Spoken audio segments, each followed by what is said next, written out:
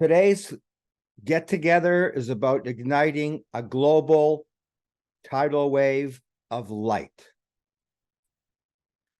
What we found about 25 years ago, I found something late one night, and I grabbed my daughter. We ran down to the local public library to read more about it, and blew my mind. Insane.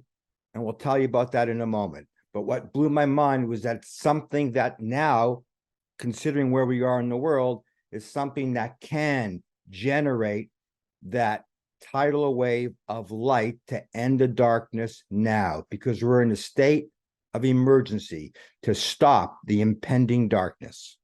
So we begin with this. 1930s, Rav Yehuda Ashlag wrote a letter warning the rabbis of Europe. There's a black cloud hovering over European Jews, the likes of which mankind has never seen before. He urged the rabbis of Europe to spread the Zohar across Europe. The Zohar is the ark, the tree of life. It protects from darkness and judgment. The rabbis ignored the warning. World War II, 6 million slaughtered in the death camps, 75 million dead overall. The Moroccans, the Tunisians, and the Algerians, they embraced the Zohar. They were not touched, period. A profound and stunning miracle that 99% of the world knows nothing about. 2,000 years ago, another letter was written. Rabbi Shimon Bar Yochai wrote a letter of warning in the Zohar. There will be a pillar of fire. Let's go deeper. Ready? Morocco. Andrei Shiraki, former deputy mayor of Jerusalem. Shiraki wrote a book in 1968. The book says, in North Africa, they maintained a fraternity of readers of the Zohar. They were known as the Chevra, which means friends. Teams of Zohar chanters would, in relays, be engaged in their devotions day and night. In Casablanca, there were 5 places where the Zohar was chanted 24 hours a day. In the synagogues of Morocco, Algeria, Tunisia, prayers were preceded by a reading of certain sections of the Zohar, which sometimes lasted a whole hour.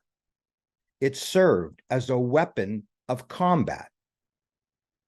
Chanters were incapable of understanding the Aramaic text that they read. Dr. Jill Andejar, professor at Columbia University. Moroccan households had the Zohar in the house to protect it. The Zohar was considered to be protective by its sheer materiality. Helen Perez, Moroccan citizen during the war. Every house had Zohar. My parents had Zohar. My family had Zohar. We would read the Zohar, and sometimes we'd make parties for the Zohar. David Raz, Moroccan poet and musician. Witnesses will tell you when bombs fell during the war, no one got hurt. One synagogue, the bomb fell right through the ceiling, did not explode. Joseph Perez, Moroccan citizen. Bombs went off, yet not one human being was scathed. This is a fact. We knew Nazi General Rommel was ready to roll his tanks over us, but suddenly the tanks weren't rolling. Meet Rommel, the Desert Fox, greatest field general in the German military, one of the greatest generals in history. Rommel invaded North Africa.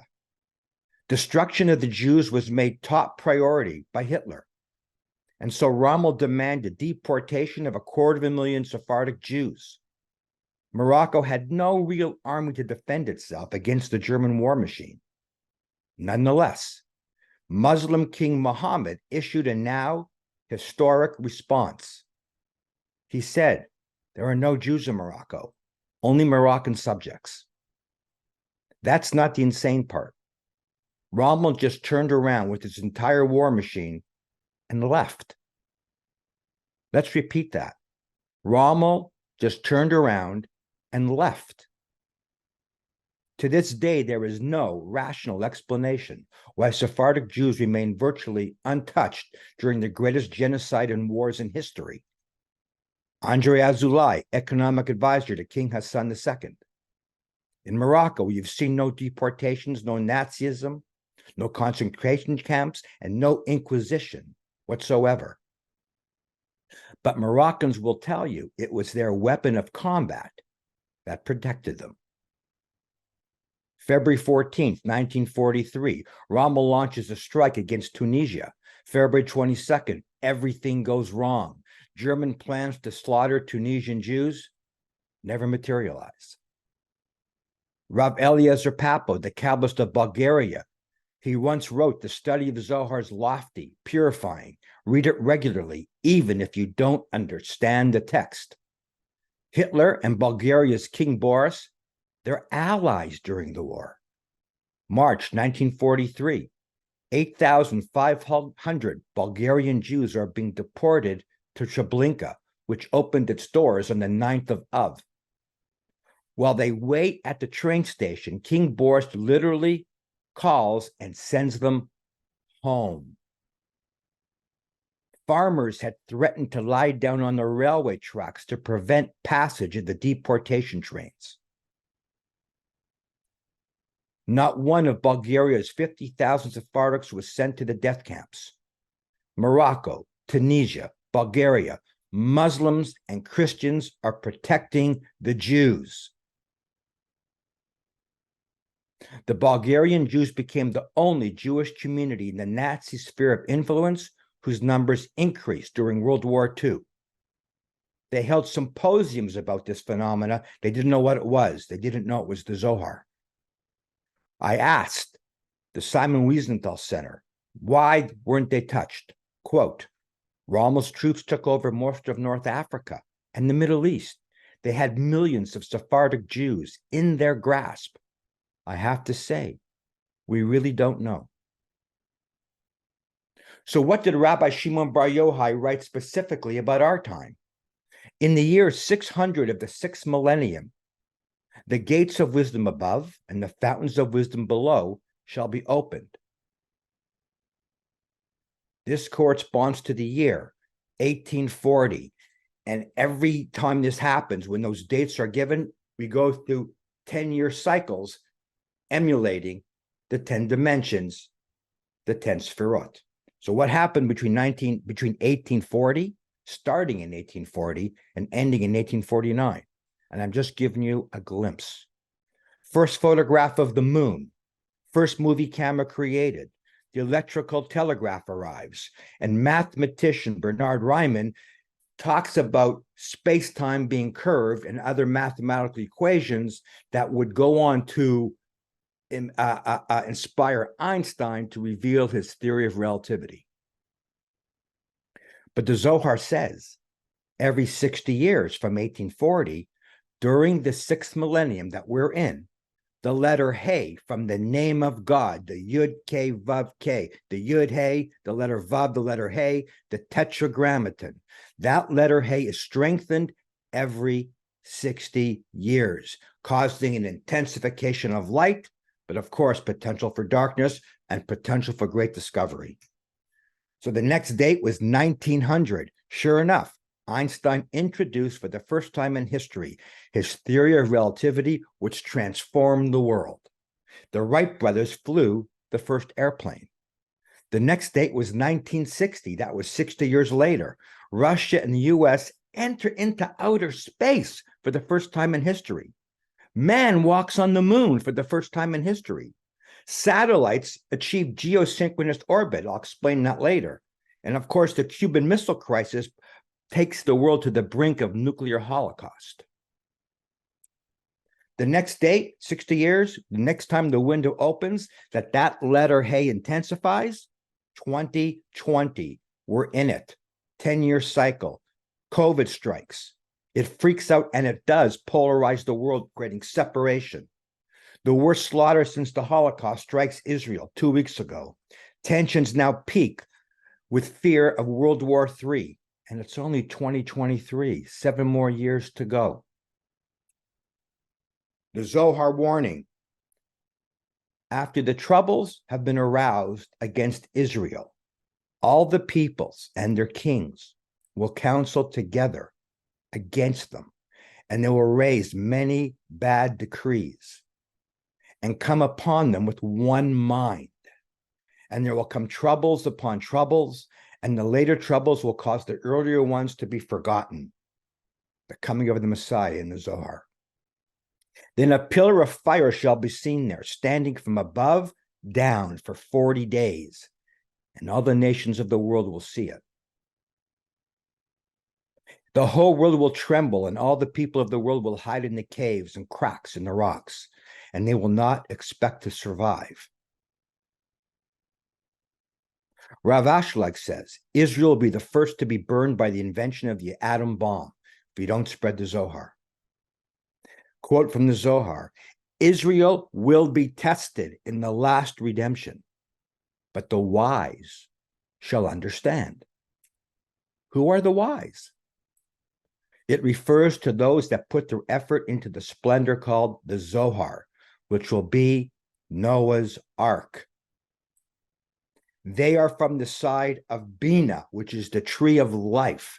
And about these people it was said, quote, and they who are wise will shine like the Zohar of the firmament, the first place where we ever see the word Zohar in the biblical writings. With your composition, Rabbi Shimon Bar Yochai, which is the book of the Zohar is the light of the firmament, the light of heaven. And these people do not require a test. And because the children of Israel in the future will taste from the tree of life, which is this book of Zohar, they will leave the exile with mercy, which is why Rabbi Ashlag wrote the letter in the 1930s to the rabbis of Europe, and only the Moroccans and Algerians and Tunisians who had the Zohar, they're leaving the exile with mercy. Bulgaria was thriving in their population during the greatest genocide. Rabbi Ashlag wrote a very provocative, profound article called The Trumpet of Messiah, the shofar, the horn of the Messiah.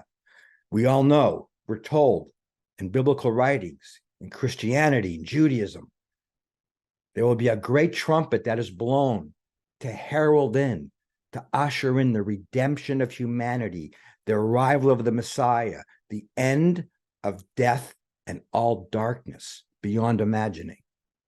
Rabbi Ashlag says, it's a code. There's no trumpet that's going to be blown. Rabbi Ashlag says, it's our breath speaking Zohar, not blowing a trumpet, a shofar, the spreading of the Zohar to all the nations on earth, not just the Jews, all nations. And Rabbi Ashlag says, why? Because when Pharaoh, Egypt, saw that Moses' God, that light, was the real light, that's when there was redemption.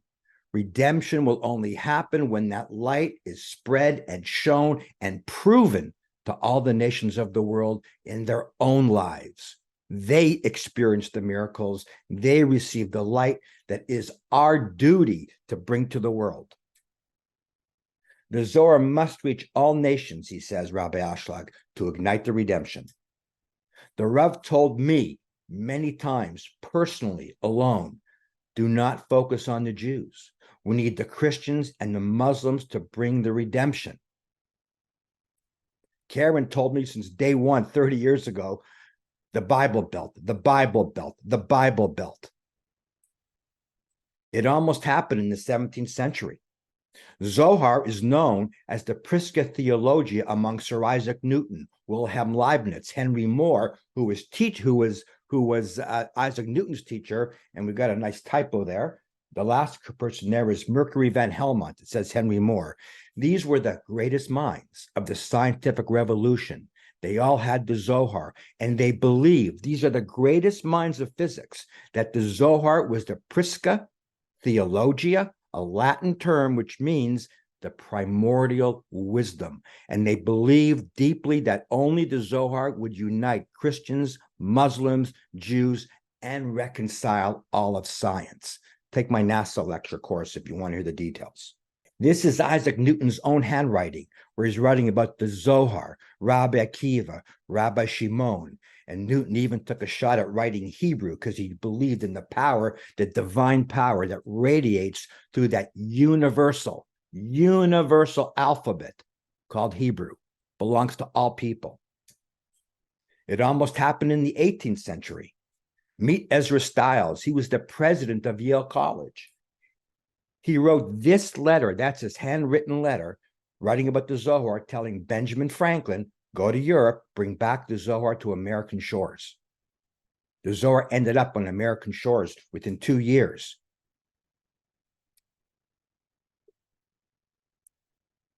Stiles wanted the Zohar studied across America, part of the curriculum in U.S. colleges, but we failed. So what is the secret power of the Zohar from the book of Daniel? It says, those who are wise will shine like the Zohar of the firmament.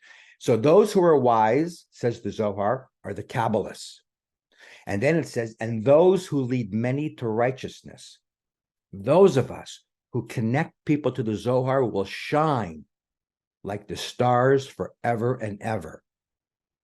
We achieve our state of immortality, physically and spiritually, when we turn others to that Zohar light that shines from the firmament. And because in this merit of Zohar and Kabbalah, the Messiah will come in the future and not by any other merit. It's time to say it. I don't dare say, I'm not going to say it today, the Rav told me, but it's only through, I will say it. The Rav told me that's the final solution. That's the final solution, the Zohar, not the final solution to commit genocide against people, any people, the final solution to end pain, suffering, and death. So it's only through the Zohar, which belongs, as we're going to see, it belongs to the Christians. It belongs to the Muslims. It belongs to all nations, all religions on earth. Even if an evil person enters the study of the Zohar, he will experience one of two things. He will return in repentance, or it'll push him away, the same way Noah's Ark pushed away the wicked. There's no more danger in revealing the Zohar to everybody. The Zohar and all of its harvests are ready to open the doors of redemption. Rabbi Abraham Kook, 19th century. At the time of the Messiah, evil and sin will increase, led by the leaders of the Erev Rav, the mixed multitude, the negative amongst the Jews back at the golden calf who instigated the golden calf.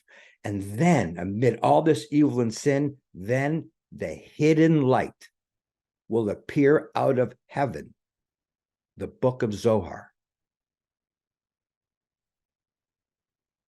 Miracles are our birthright.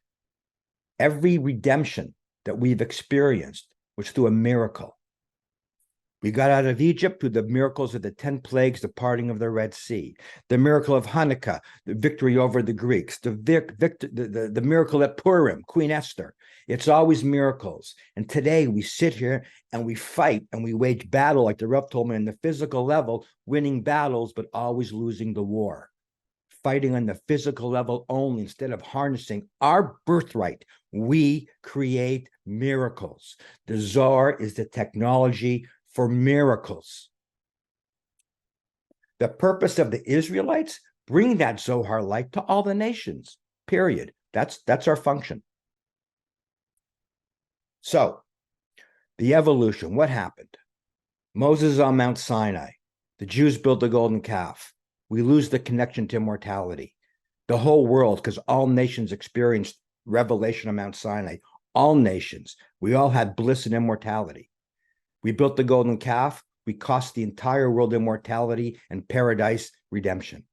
Moses goes up the mountain, gets a second set of tablets. Those second set of tablets are connected, are the light of Zohar, but it's hidden away because we lost the merit to have that light because of the sin. Now, Moses, only through speaking, gives the secrets of Zohar, the true secret wisdom soul of Torah and Revelation, to Joshua.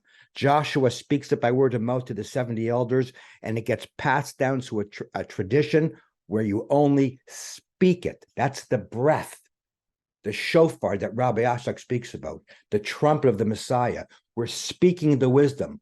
It was only master to student, because we couldn't reveal it all at once. So it was limited to oral. 2,000 years ago, Rabbi Shimon Bar Yochai, author of the Zohar, he also didn't write anything down. He only spoke it, the trumpet of Messiah, sharing the wisdom verbally. Jesus didn't write anything down. He only spoke it, an oral tradition, verbally, speaking to the masses in parables, speaking to his disciples and giving them the hidden secrets orally. But then, after the temple was destroyed and they executed all the Kabbalists, including Rabbi Akiva, Jesus, Rabbi Gamliel, and others, Rabbi Shimon then instructed his disciple, Rabbi Abba, to write it down in manuscript form, and it was hidden under the Temple Mount, but that became the age of truly writing manuscripts by hand. Problem was, you can only write one manuscript and hand to one person. And then to reach another village or another community, you got to write more manuscripts to make copies. In the Middle Ages, Christianity set up monasteries, and they had scriptoriums where you had dozens of monks all writing manuscripts. Then the most important event, the invention of the printing press in the 1400s, the ability to reach the masses by printing thousands and tens of thousands of books at a time. Then the next evolution, television, 20th century. Originally, television was only local. You couldn't go state to state. You couldn't go country to country. Then came the advent of satellites, and now you could broadcast them around the world. And the final invention, which was actually invented in 1969, but took roots in the 90s, the internet. And now today, on a phone, we can communicate all over the globe. So, what's our plan? What did I find 25 years ago? What did Yehuda say we need to activate? In what I found 25 years ago was that, quoting the Rav, the real wars in history, worse than the physical battlefields where blood was spilled, was the war that was fought in the books. Everybody's trying to control the narrative of religion and this world, because if you control the narrative, you control their consciousness, and consciousness creates reality.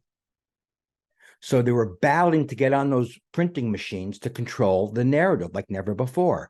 Pseudographic books were written, pseudographic manuscripts were printed, lies, truths. It was a battle. 1558, the city of Cremona and Mantova, they were burning over 12,000 books. They were burning the Protestant Bible.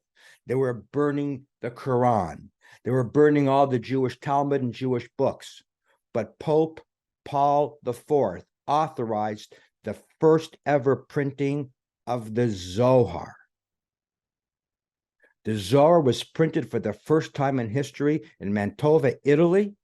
And what that represents to the people who are here today, you'll appreciate this because you have an understanding of Kabbalah, the metaphysical power of having that printing press invented, which is just a reflection of the gates opening wider up above. The power of that Zohar was designed to reach everybody. And that was the Zohar that ended up being translated into Latin. That's how the Zohar reached all the scientists of the scientific revolution. That's the Zohar that Ben Franklin was going after, Benjamin Franklin.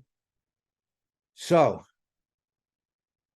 when this tragedy struck, as the world now leans towards the brink of nuclear war, we're heeding the warning of the Zohar.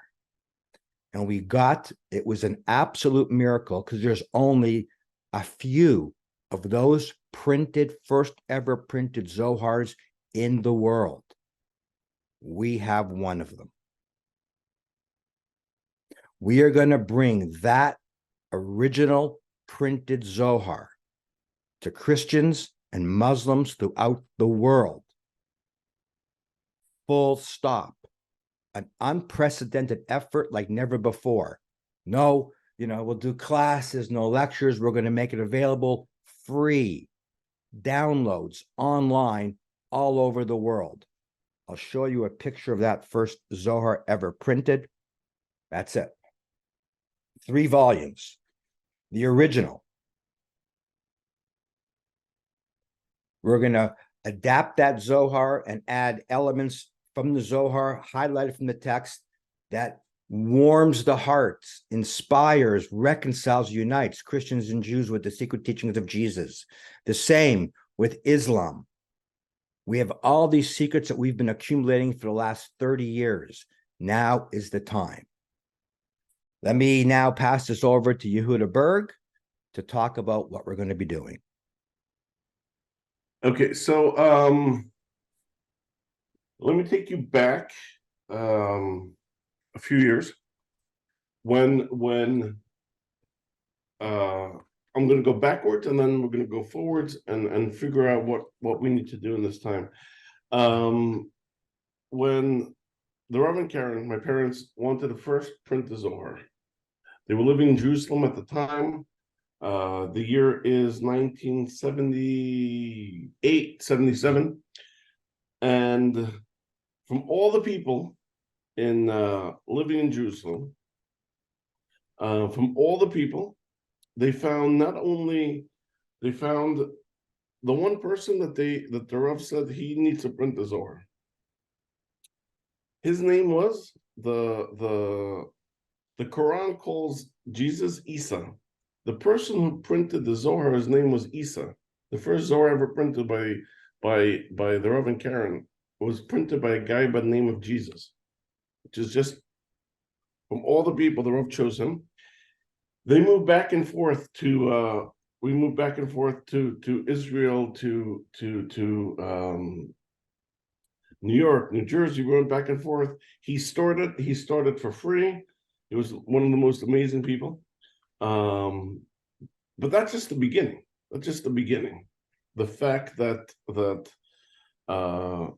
this Christian from Christian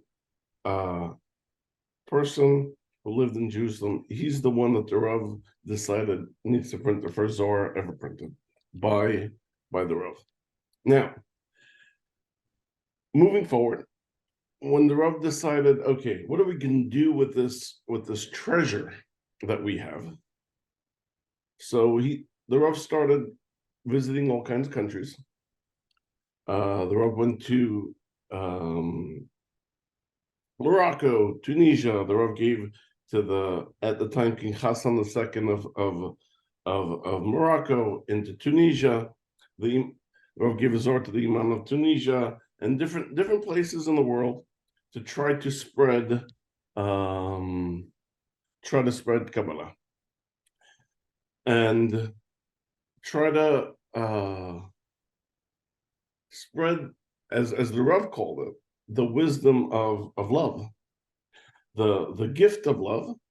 So instead of darkness, we could connecting to love and kindness, which, when you look at the world today, when you look at the situation that's unfolding in the Middle East, it's crazy. I'll just say a few more things, and then we have to realize the extent of the problem in order to provide a solution. Even today's Pope has a connection with the Zohar, a connection with the Rav. And I'll share a story. I was 6 months ago at a friend of mine's house in Mexico. And the friend tells me a story that I never heard before. He said that right before COVID, he was trying to arrange a meeting between my mom and Karen Berg and the Pope. And when my friend, who runs the Pope's foundation, Las Colas, for the kids, he runs the Pope's foundation for the kids. At the end of their weekly meeting, my friend Hector tells the Pope Like, if I could ask for one favor. She's like, sure. It's like, I have a friend, Karen. Her husband was Rav Berg. He passed away. He's like, wait. Rav Berg, the Pope tells Hector, my friend, I know Rav Berg. And Hector looks at him, he's like, how in the world? So the Pope is like, many years ago, I actually made sure in 2012, while the Pope was a cardinal, he was in the airport in Buenos Aires. And apparently he bumped into the Rav at the airport in Buenos Aires. And the Pope said, the words that the Rav shared with me are with me till today. So the Rav actually, in today's world, is still affecting the person who's sitting over billions of people in the world. So that's just a small segment. In 2013, I made my way because the Rav constantly put it in me. You know, you have to bring light to where there's darkness. So with a few friends, first went to Lebanon to give Zohar to many different parts and many different people in Lebanon, from going to the Hezbollah headquarters to give a Zohar to the head over there, to the Christians, the Druze, every single fact, the Maronite, everyone over there, we gave Zohar. From there, I flew to Cairo. I went to the Gaza Strip to give to some people there, from Fatah to Hamas to everyone in the Gaza Strip Zohar. Even prayed at one of the graves of the students of the Ari in Gaza City. Now, if you talk to anyone today, and I try, because this device that we have in our hands is so, could bring so much light and so much darkness. We have the opportunity to listen to everything that's happening. And I try not to be on my phone and collect the news and look at Instagram and people sending this and people sending that. It feels like, almost, if you're a person who says, I'm on this side, by the fact you say that, it means you actually want to kill everyone on the other side. It's almost an impossible situation that we've been put in right now. Whoever a person thinks to support, by default, the fact of the matter is you've just killed 1 million people on the other side, just by thinking about it. So what can we do? If we can't play the ping pong. We can't go nuts by following everything that's happening. So I was actually sitting with Billy a few days, weeks, I don't know. And we're like, we have to do something. What could we do? But not just the center is giving out Zohar is amazing to millions and millions of people, which is an amazing thing. But what we could do is focus this first Zohar that was ever printed that actually has, just side story. I was actually in Mantova in January this year, and I actually saw, and I had it in my hands, the first Zohar ever printed, not knowing that we're going to be here right now in this situation. And I was like, this is amazing. I wish everyone could have this. And in that first page is the declaration from the Pope approving the printing of this version. So we have that. So, and we have many things that not only that Jesus would approve, but Jesus would say we have to do this. And not only would the Prophet Muhammad approve, but he would actually say we have to. If he was on the Zoom call right now, both Jesus and Muhammad would be like, we have to get this everywhere. This is one of the few things that could actually bring a central column, bring a middle ground that everyone could agree on. It seems like nothing could agree on. But if you game out what's happening now, right? Right now, there's fighting in the south, there's destruction happening, if other people enter this situation where if yesterday US, China, Russia was a 0% chance of war, it's not 0% right now. It's X%, whatever it is. I don't want to get into the whole geopolitical thing. It's not important. But the threat of nuclear war is not 0% right now. The threat of mutual assured destruction is not 0%. We have to do something. So having the opportunity, so I said with Billy, what could we do? Having the opportunity to have this first Zohar ever printed, in it, for Muslim, Jews, whoever, specific sections, Christians, specific sections where the Zohar is obviously the wisdom that was there before, and some of the teachings that were taught thousands of years ago were there. We want to bring this. We bring light, regardless of anything. We want to have millions and millions of people having this opportunity right now. Eventually, we're going to have much more, and we can have printed versions and this version, that version. Right now, we have to do something. As the prophet Isaiah says, "Et lasot Lashem aferu toratecha." It's a time to act to God. You just, you do whatever you can. Starting with the Rav and his buddy Jesus printing the Zohar, through the different places the Rav went, through the different places I went, and trying to bring light, and we don't know if it's 1,000 Zohars, it's 1,000,000 Zohars, or whatever of this version that people could actually connect to and say, yes, there is something here, and this is what we're trying to do. I felt till a few days ago, I felt like, what can I do? Anything I do is going to, if you sound like you're here, people are going to kill you from that side. I was like, I can't do anything.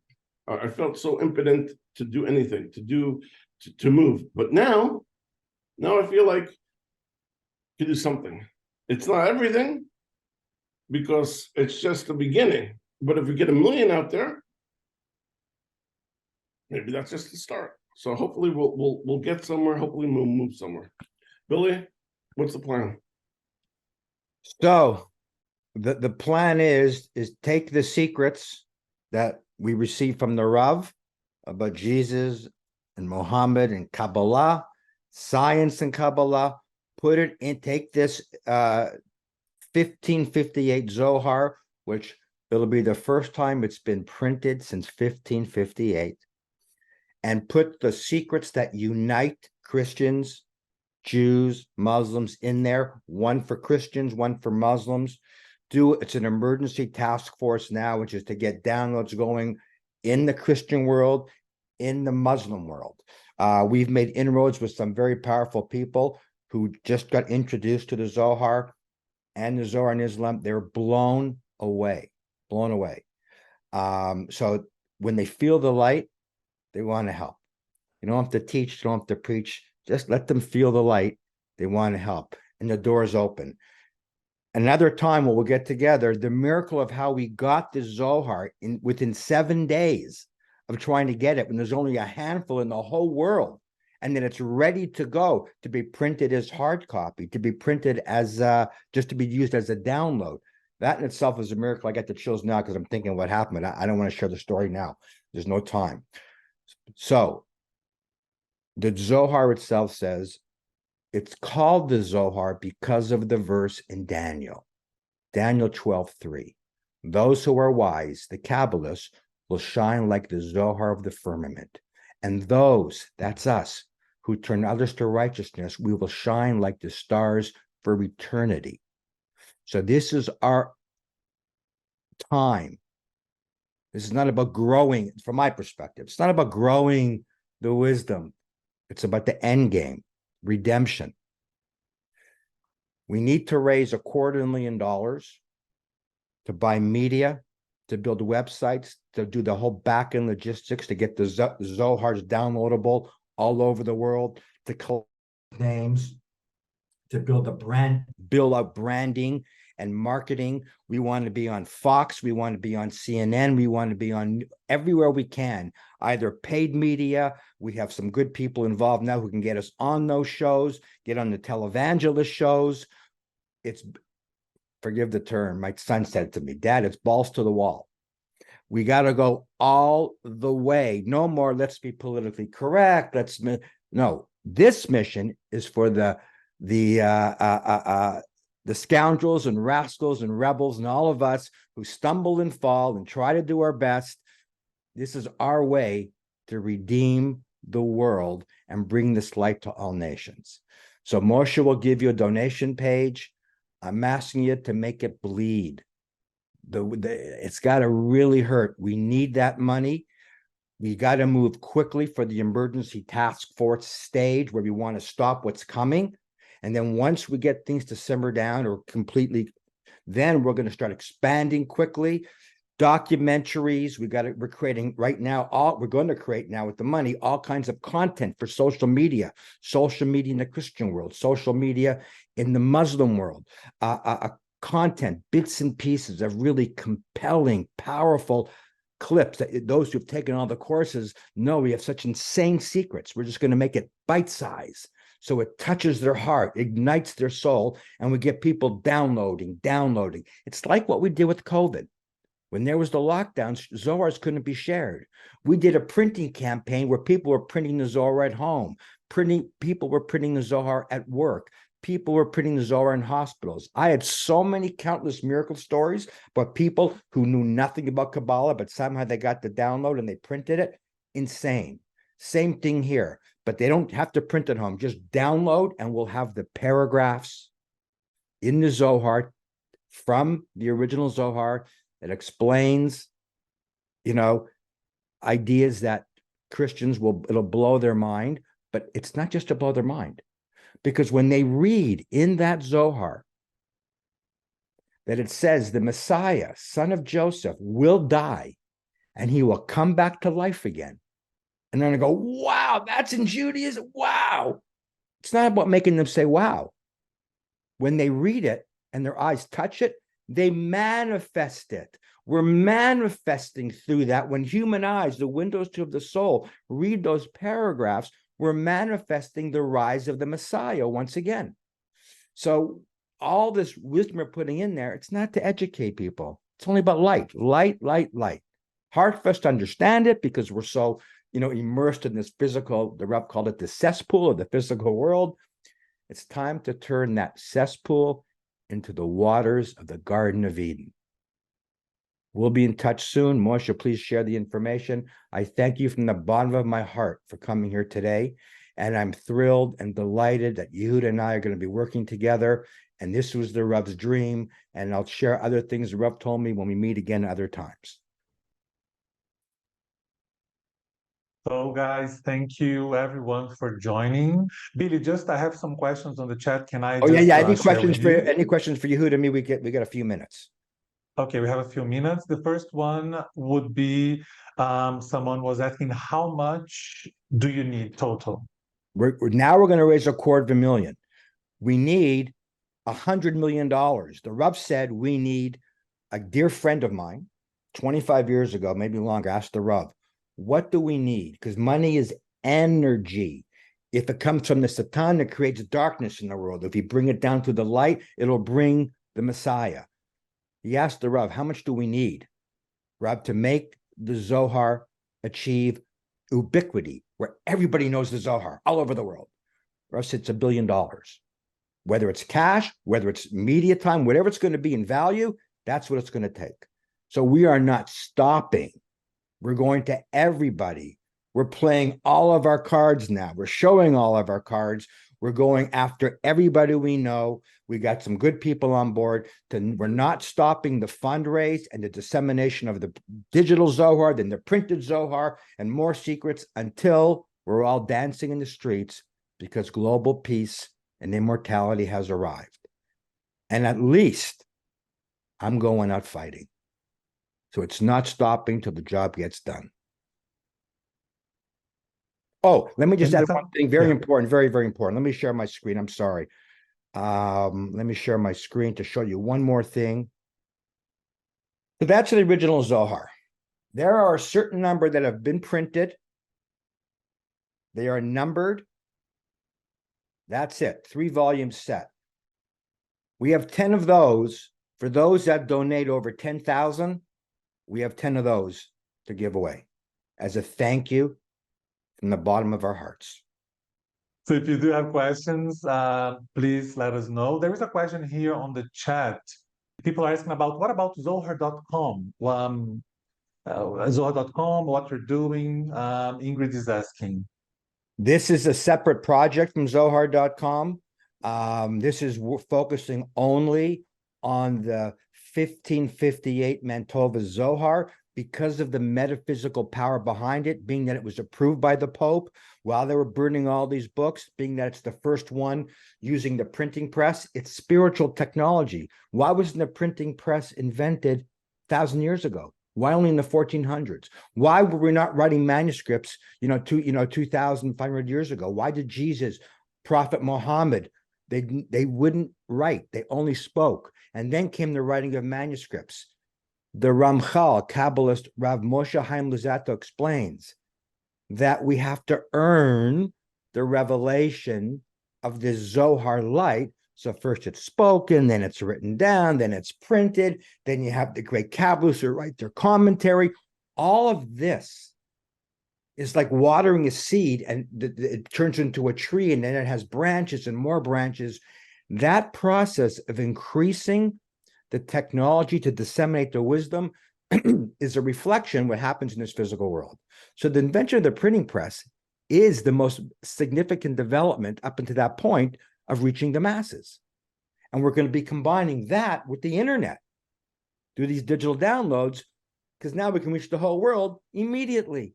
So it's about a spiritual power, a DNA of that first Zohar, which was intended to reach Christians and Muslims and Jews, everybody. So that's our focus. And we can say things, and I can say things that, other people can't say for, reasons. And so this is the path for those, as I said, who are rebellious, who are humble sinners. That's our job. If it resonates, come on board. Sarah has a question here. She can ask on video. Okay, so Sarah, you can ask your question, and now I'll answer your second one. Okay.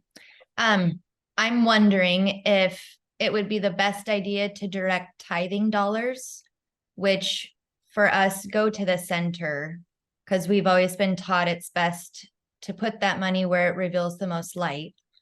So would it be a good idea to direct those dollars to this project? Everyone should do whatever they feel. I wouldn't do that. I would just continue my tithing to the center. Okay. So other dollars, which actually would probably be harder because we're not used to doing that every month. Okay. My second question was, is the format going to be translated into English, or what's it going to look like? We're going to be leaving it as is, and it's an original. That was the big work behind it, was photographing every single page. What we're going to do is just add supplements in both the original Aramaic and English that will connect with each market we're going after. So for Christians, we'll have all the best, sections of Zohar that relate to Christians. In the Muslim version, we'll have Aramaic and English of all this, and Arabic of all the sections that relate to Islam. Okay, we have time for 2 more questions. Okay, I have here Victoria Keelan. You can unmute yourself and ask the question, please. Okay. Hi, Billy. Hi, Yehuda. Hello. So I have a question with something that you said, Billy, relating to Daniel 12:3. Are you saying, therefore, that this portion is not currently in the current printed Zohar, that we all know, that either the 23 in the set or the little one. Are we All saying that that's not there at the No, moment? it's all over the Zohar. I Right, shared that's what I quotes today's lecture. It's all over the Zohar. The Zohar constantly quotes Daniel. Those who are wise will shine like the Zohar of the firmament. That is you, Rabbi Shimon Bar Yochai, and your composition called the Zohar. It is the tree of life. It is the ark. These all are quotes from Daniel. And something I may have forgotten to say, Jesus himself instructed his followers, watch for Daniel at the end of days, and those who are smart will understand. Yeah. So, and he gives a term about desolation in the world and devastation, and that's in Daniel, included also in Daniel chapter 12. So Jesus himself refers to Daniel. Muslims refer to Daniel. So it's that verse that is the DNA and essence of the Zohar. And it's all over the Zohar. And does There's it appear there's one Zohar in the Library of Congress where that verse is written on the outside of the Zohar front page. amazing? Yeah. Is it in the St. James's Bible, the first one that was printed?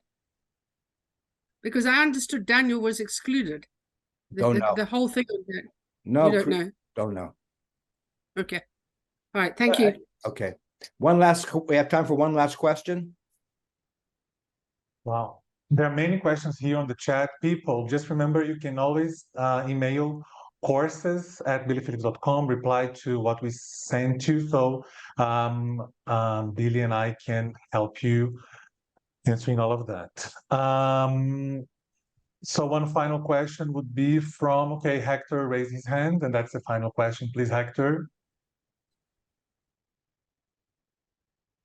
Yes, my English is so bad. I wanted to know about the Great Tribulation before Lord Jesus will come. I'm sorry, it's a little bit slower. Yeah, he said that there is a great tribulation before Jesus will come. If you could speak a little bit about the great tribulation. Look around. That's all I have to say. Look around. Okay, good. Okay, guys, thank you so much for joining us. Again, if you have any questions, thank you, Yuda. Thank you, Billy, so much for being with us. And again, we have the emails that you can share with us. The link I posted here, it's going to be on the recording. And that's it. Once I texted Billy a few weeks ago, right before all this chaos happened, and I asked him, what should I do? And he told me, I think you know what you should do. So that really resonated with me. And I would like to sign off by saying that I think we all know what we should do. And thank you all. You can unmute yourself. I'd love to hear your voices. And wishing you an amazing Sunday. Happy Sunday or happy Monday for some of you. Bye, guys.